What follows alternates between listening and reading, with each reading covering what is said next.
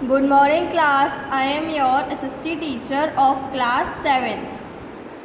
Today we will do the explanation of chapter number 1 of civics, which is on page number 117.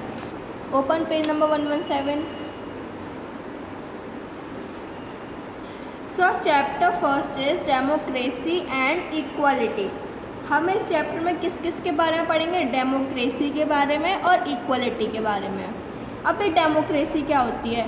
Democracy is a term derived from two Greek words. जो democracy है वो एक term है जो कहाँ से आई है? डेमोस और क्रेटोस, जिसका डेमोस का क्या मतलब है? पीपल, द पीपल, और क्रेटोस का मतलब है पावर। मतलब वो कंट्री या वो गवर्नमेंट जिसमें किसके द्वारा पावर बनती है? लोगों के द्वारा। मतलब ऐसे ये लिखा है, democracy means the power of the people. किसकी पावर यहाँ चलती है? लोगों की। मतलब हम इलेक्ट करते हैं अपने मन से रिप्रेजेंटेटिव, अपने मन से, मतलब कोई रोक टोक नहीं है, जो जिसको जो करना है, राइट्स है हमारे पास काफ़ी। तो ये क्या है हमारी democracy. Democracy is a base for a democratic government. जो डेमोक्रेसी है वो किसका बेस है? डेमोक्रेटिक गवर्नमेंट का। Democracy has been accepted and practiced as one of the best political ideologies in many parts of the world। जो democracy ने बहुत सारी चीज़ें एक्सेप्ट की हैं और प्रैक्टिस की हैं, अलग अलग आइडियोलॉजीज़ बनाई हैं अलग अलग वर्ल्ड के पार्ट में। Most of the civilized countries are having democratic form of government. जो कुछ अच्छी, जो सिविलाइज मतलब सभ्यता, जिसमें कल्चर है, जिसमें कस्टम्स है, रिचुअल्स है, उसमें मोस्टली वैसी कंट्रीज़ में क्या है? डेमोक्रेटिक फॉर्म ऑफ गवर्नमेंट, मतलब डेमोक्रेसी है। In a democracy people can rule themselves through their elected representative. Democracy में क्या होता है? लोग अपने हिसाब से अपने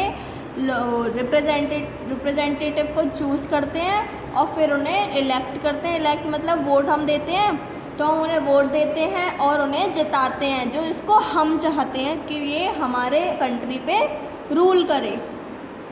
democracy upholds human dignity and promotes patriotism.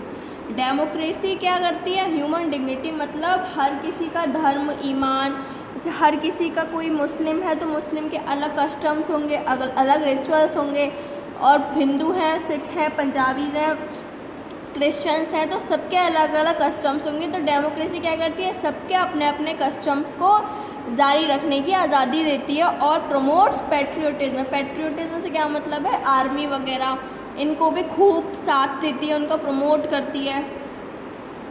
India being a democratic Republic, India क्या है? एक डेमोक्रेटिक कंट्री है। It emphasises on democratic government. तो इसकी क्या है इंडिया की government? Democratic government. Democratic government मतलब हर किसी को अपने अपने अधिकार, अपने अपने राइट्स हैं, कोई किसी के ऊपर निर्भर नहीं है।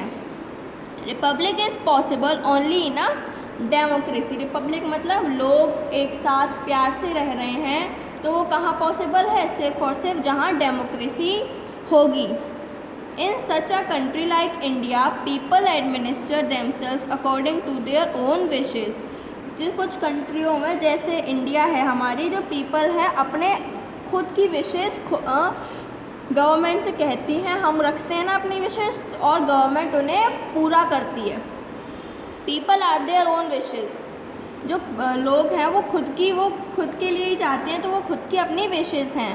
People are their own rulers. जो लोग हैं वो खुद ही रूलर्स हैं। There is no authority superior to the people of the country. इसका क्या मतलब है? मतलब यहाँ सब फ्री है, सबको इतने राइट्स हैं कि लोग अपनी खुद की विशेज़ पूरी कर सकते हैं और खुद अपने आप पे रूल कर सकते हैं। लेकिन तो कुछ कुछ कंट्रीज ऐसा है, अगर आप टीवी भी चलाओगे तो वो भी पूछ के चलाना पड़ेगा आपको, ठीक है?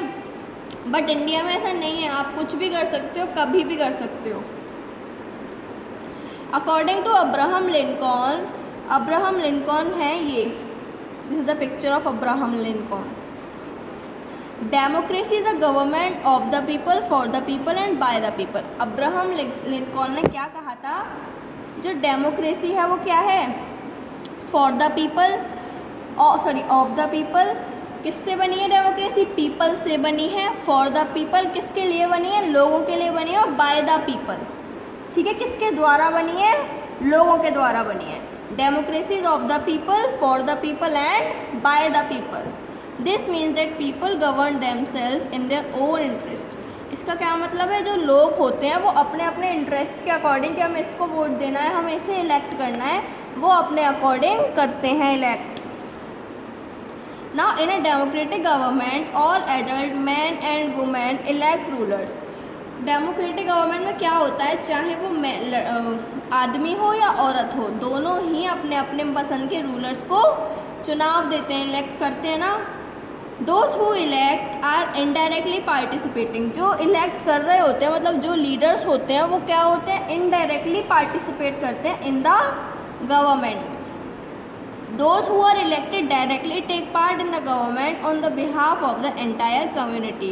और जो डायरेक्ट करते हैं वो किसके ऊपर करते हैं? पूरे कम्युनिटी, एक कम्युनिटी के ऊपर। पूरा जो डायरेक्ट होते हैं वो पूरी कम्युनिटी के होते हैं, और जो इनडायरेक्ट होते हैं वो पूरे गवर्नमेंट के लिए होते हैं। The policies of the government are determined according to the wishes of the people. जो पॉलिसीज़ होती हैं गवर्नमेंट की, वो किसके? लोगों के ऊपर ही बनती है ना।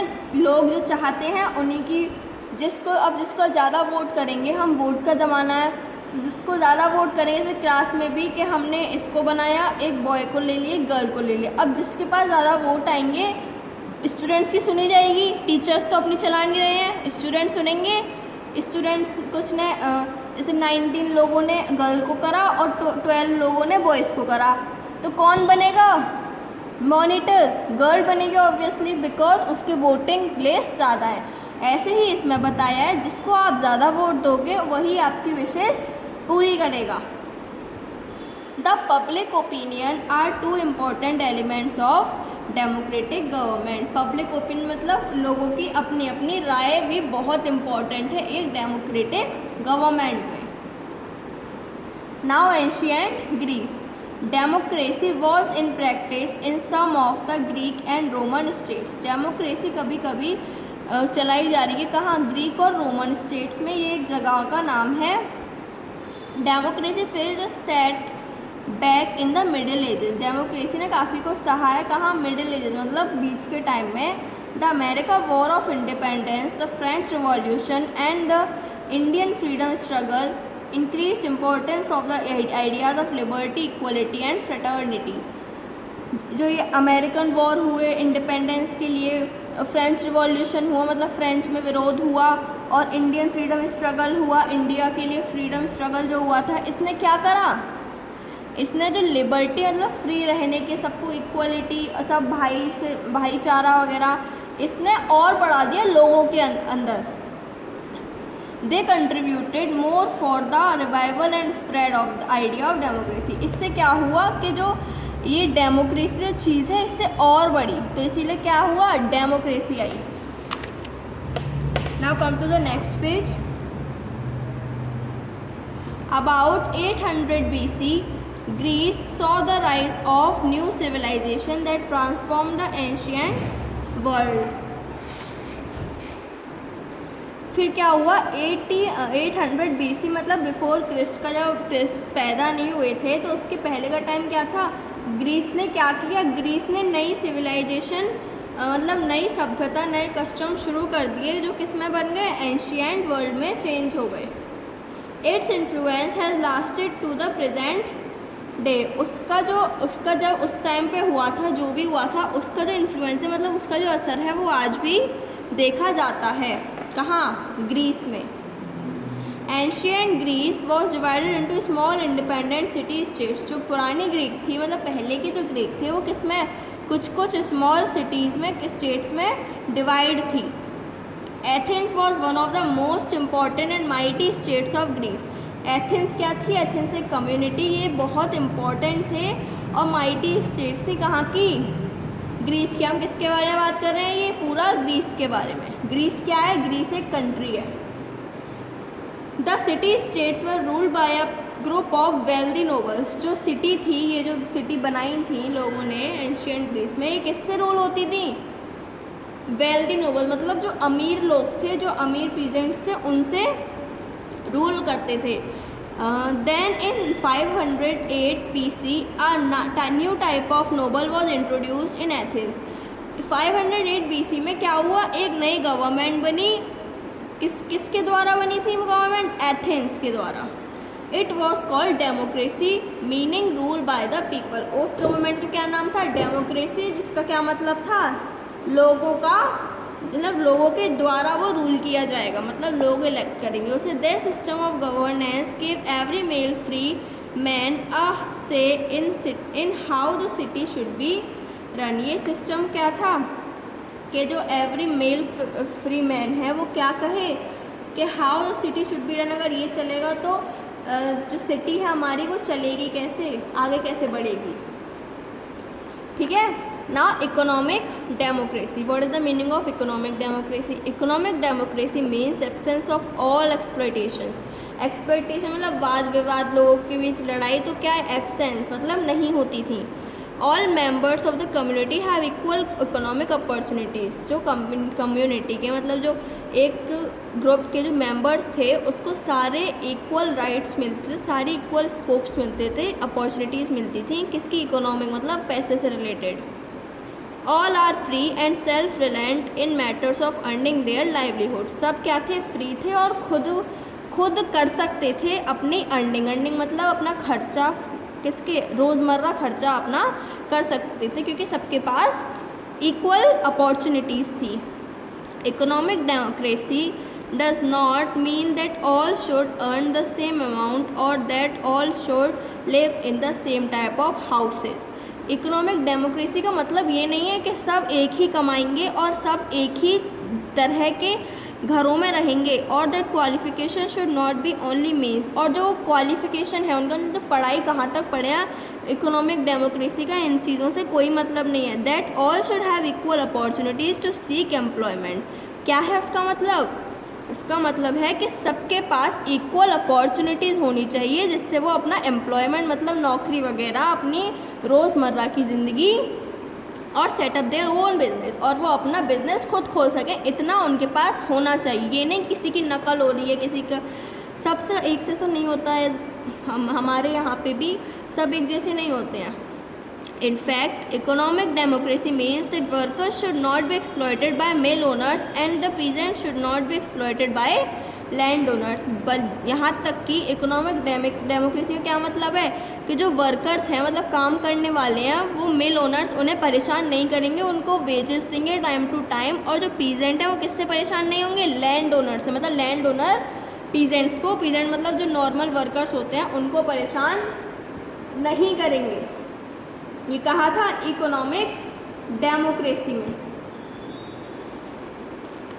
The socially equal and economically prosperous citizen make a democratic government. तो सोशली इक्वल मतलब जो सोसाइटी में इक्वली माने जाते थे, और इकोनॉमिक प्रॉस्पेरस सिटीज मतलब जो पैसे से भी अच्छे थे, मतलब मिडिल क्लास टाइप, वो उन्होंने क्या बनाया? एक democratic government. In a democracy there should be political consciousness and desire for development of personality of the individual. Democracy में क्या होता है? पॉलिटिकल कॉन्शियसनेस मतलब लोगों की राय ली जाती है, तभी गवर्नमेंट बनती है. And desire for development of personality of the individual. और लोगों की इच्छा भी सुनी जाती है कि वो क्या चाहते हैं, अपनी नहीं चलाई जाती. Democracy is based on two important principles of liberty and equality. जो डेमोक्रेसी किस पर बेस्ड है? दो इम्पॉर्टेंट प्रिंसिपल्स जो क्या है? लिबर्टी और इक्वलिटी. लिबर्टी मतलब फ्रीडम, कि लोगों को हर किसी की फ्रीडम होनी चाहिए, और इक्वलिटी मतलब सबको culture wise, either culture wise या कास्ट वाइज सबको इक्वली ट्रीट करेंगे. Freedom of the individual and availability of equal opportunities are essential guarantees of the successful working of democracy. Freedom of individual मतलब एक अकेले इंसान की फ्रीडम और उसकी इक्वल अपॉर्चुनिटी, यही इन दोनों का मतलब है. किसका? लिबर्टी और इक्वलिटी का. लिबर्टी और इक्वलिटी का कि सबको अपना अपना राइट है, फ्रीडम है सब करने की, और इक्वलिटी है, ठीक है, अपना अपना काम करने की. अभी ये सब क्या था? हमने डेमोक्रेसी पढ़ ली, इकोनॉमिक डेमोक्रेसी पढ़ ली. फिर क्या आएगा? Historical evolution of government from absolution to democracy. अब हम ये पढ़ेंगे। The parliamentary form of democracy owes its origin to England. जो पार्लियामेंट फॉर्म डेमोक्रेसी थी वो अपना सब कुछ कहाँ देती थी? इंग्लैंड को। In the early period England was a feudalistic society. और पहले, बहुत समय पहले, क्योंकि गवर्नमेंट जो थी, parliamentary form of government England को दी, तो इंग्लैंड एक बहुत अच्छी सोसाइटी बन गया था, मतलब काफ़ी अच्छा कंट्री बन गया। ये था ब्रिटिश पार्लियामेंट।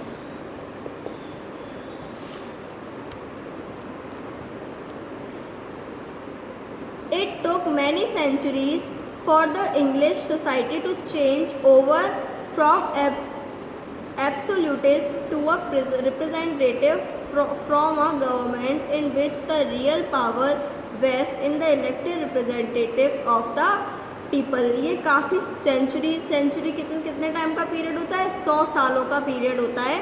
इसमें काफ़ी ब्रिटिश सोसाइटीज़ को समय लगा चेंज होने में कि वो अपनी अच्छी खासी पावर से अपना चेंज कैसे करें। इन द फ्यूडल सिस्टम में क्या हुआ? The king was at the top. जो किंग था वो टॉप था, और पुअर जो थे, मतलब गरीब लोग थे, वो क्या थे? सबसे नीचे। All powers to rule rested absolutely in the king. जो सारी पावर्स थी वो किसके पास थी? सिर्फ और सिर्फ किंग के पास थी। In the middle there were the nobleman, churchman, merchants and craft workers in towns. पहले मतलब बीच में जब ये लोग आए तो क्या हुआ? सिर्फ क्या था उसमें? सोसाइटी में था सिर्फ नोबलमैन जो काम करते हैं, चर्चमैन जो चर्च में रहते हैं, मर्चेंट्स जो छोटे मोटे मजदूर हैं, और क्राफ्ट वर्कर जो क्राफ्ट का काम करते हैं। The king and the lords granted land to the people who work for the feudal lords were protected against attack. जो किंग और लॉर्ड ग्रांटेड लैंड, जो लॉर्ड थे किसके?